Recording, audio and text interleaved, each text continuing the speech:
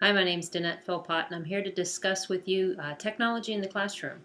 I graduated from the University of Florida in agriculture education in 1996, and upon my internship, our classroom received its first computer. So email wasn't in tune to what we were already doing or what we're doing today in the classroom.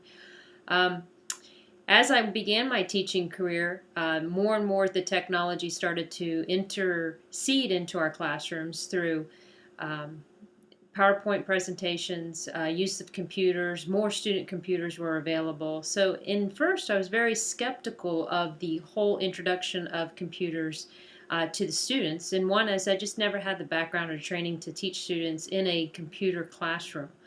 As I began my ninth year of teaching, we actually have a career center in one of our high schools where the students could actually go online. We could apply for scholarships. Students can start to research different agricultural projects. We also worked with building what our workbooks would be considered or our record books in order to apply for national awards and national recognition. And as that began to, in turn, I could see how teachable moments were in a computer lab. Some things that I really needed to look at was how to set up the lab or how to have students raise their hands if they were having issues with their different projects and that type of thing. So you really kind of had to start thinking out of the box and kind of looking at classroom management, how the computers were set up, make sure the computers were running for the students to come in and to go right on into their projects.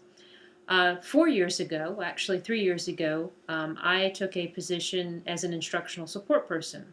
So my role began to change. I was no longer kind of in the field, what we would consider working at uh,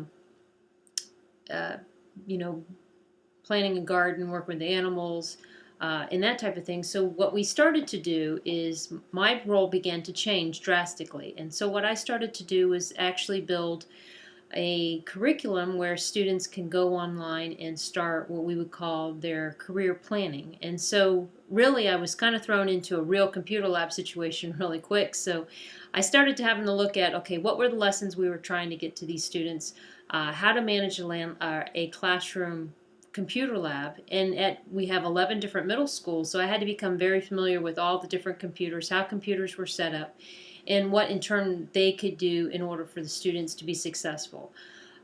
Something that we've really, or I've really came in tune with is, how fast is the internet?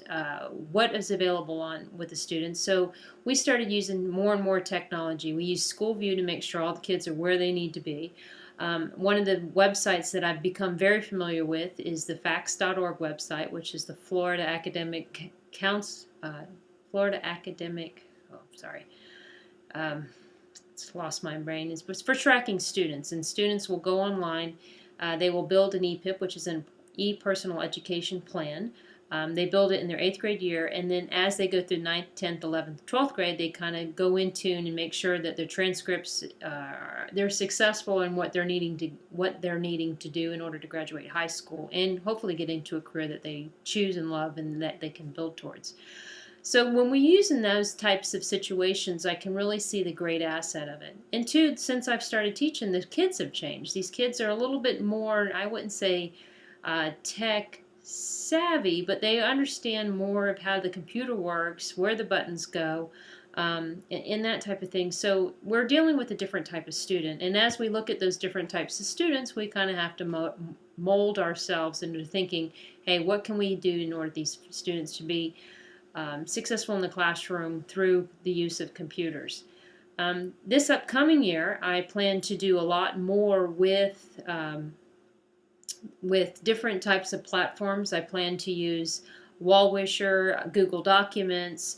I also plan to use Pages a lot more when I'm working with teachers or if I'm working with guidance counselors in trying to do what we need to get accomplished in order to make our students achieve what they need to. So I see a lot of things that I'm actually going to be changing and that I'm going to be inputting. But when I look at my career, which is only 1996 to today, is very short in some terms.